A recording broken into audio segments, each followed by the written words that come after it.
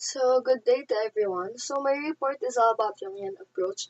I originally prepared a PowerPoint presentation, but since we won't um, show it to the class, then I prepared a written instruction material. And it is, forgive me for it is not beautiful. So, yeah. So,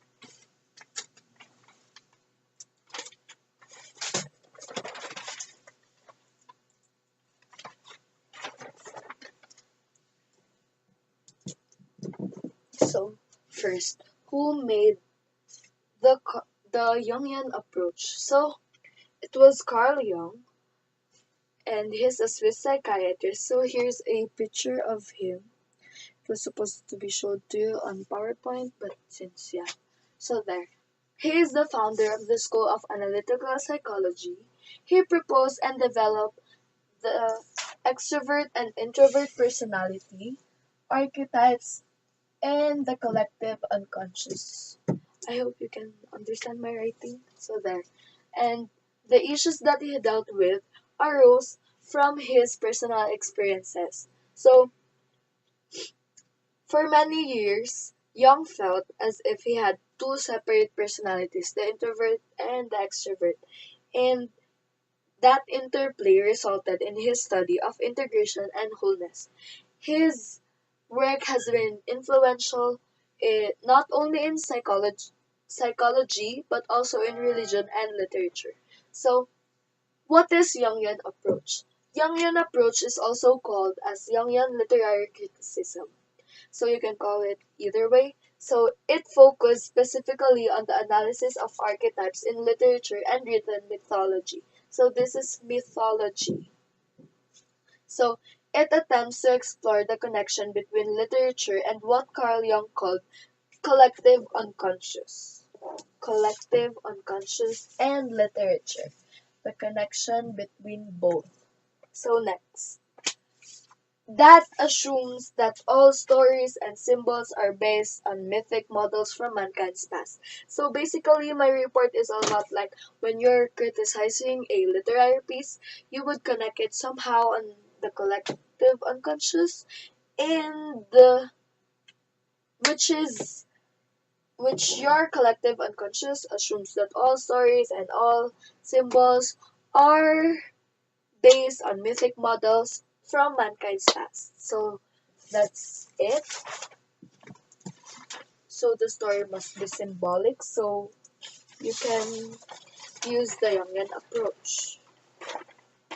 It must be symbolic. So that's what I'm telling you. So next.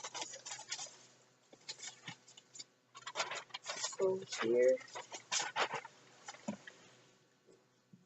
So next. A Jungian critic would look for archetypes in creative works. It is often useful to keep a handbook of mythology and a dictionary of symbols. So it is highly requested or whatever. So it is useful to you to have a um,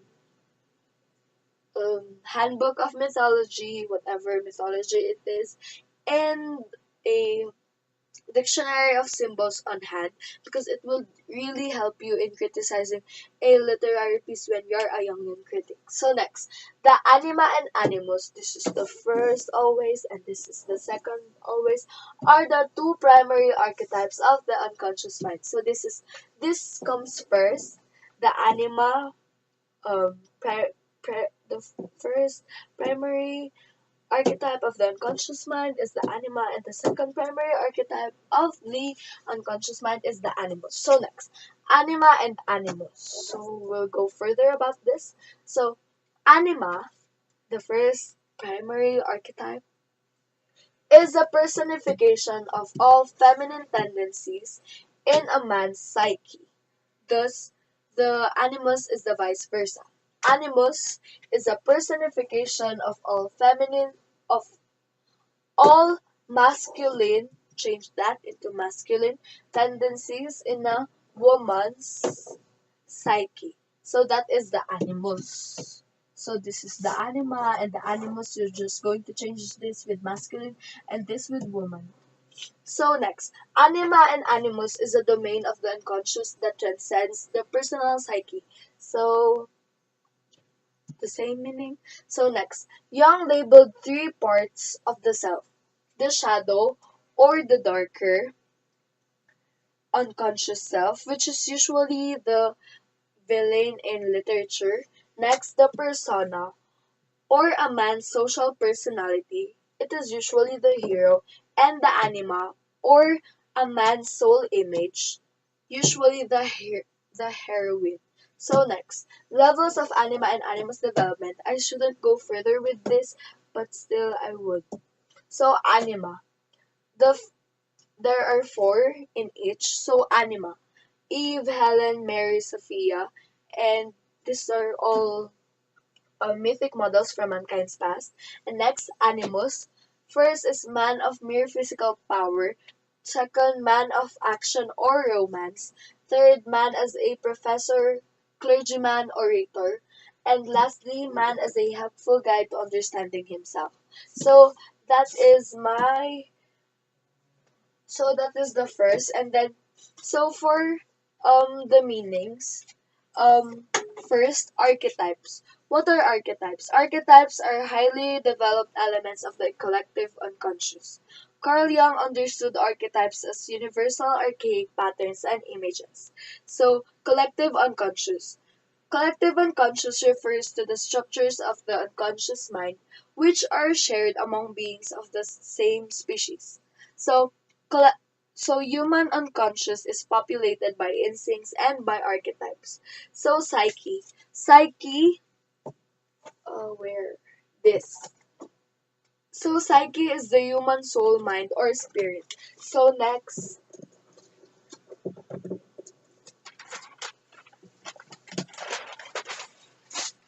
so next. So this is the last Manila paper. So there. Typical questions. So there are many typical questions in Jungian criticism, but I only chose two, and I will mention another. So first, how symbolic is the imagery in the work? And second, how does the protagonist reflect the hero of myth? And the another that I will mention, is there a journey to an underworld or land of the dead? So the typical questions I mentioned and that are here is it would really help you in Jungian approach because um it it is an advantage to know some of them in criticizing. So next, advantage.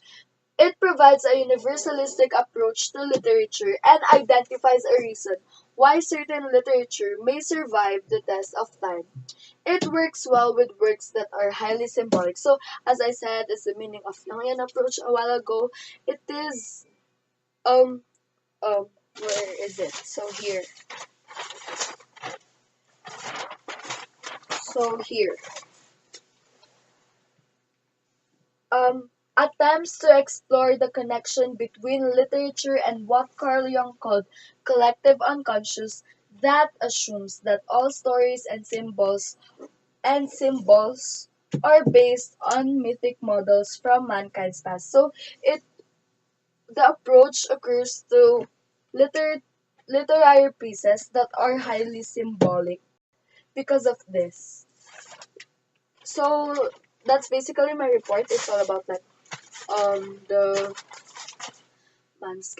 mankind's past and symbols and the collective unconscious. The connection between literature and the collective unconscious, literary pieces that are highly symbolic, and um, what else? The mankind's past. So that's all in my report. So I hope that you understood it because me it took me weeks to understand some in my report, and I guess that's what I understood. That's from what I understood. The things that I said are the things that me myself understood in my report. So that's all. So for the activity, number 1, what is Carl Jung's job? 2, 3, 4 bracket. Um, he proposed and developed first what? Blank and blank personality. Number 3, blank. And number 4, um, blank, blank. So, number 2, blank and blank personality. Number 3, blank. Number 4, blank, blank. So, that's it. So, number 5, Jungian criticism attempts to explore the connection between literature and the blank. So, number 6 and 7 bracket, the two primary archetypes of the unconscious mind. Number 8, one level of the first primary archetype. And number 9, one level of the second primary archetype. So number 8, don't be confused please. Number 8, what is the first level? What is the first level? What is one level? Just give me one out of the 4. One level of the first primary archetype. And number 9, give me one level of the second primary archetype. I already mentioned the first and the second primary archetype of the unconscious mind. So you better recall whatever it is. And number 10, give the advantage. So I think I mentioned 2. You can give just only 1. So that's all for my report. Thank you, and I hope you understood my report. And that's all. Thank you. Goodbye.